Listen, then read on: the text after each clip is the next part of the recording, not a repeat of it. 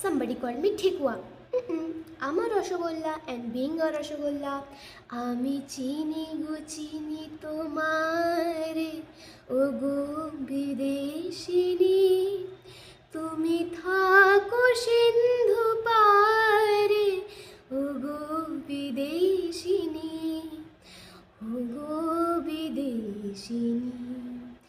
আমি ভুবন ভ্রমিয়া শেষে, আমি এসেছি নূতন দেশে, আমি অতিথি তোমারি দ্বারে ও গো বিদেশিনী, ও গো বিদেশিনী।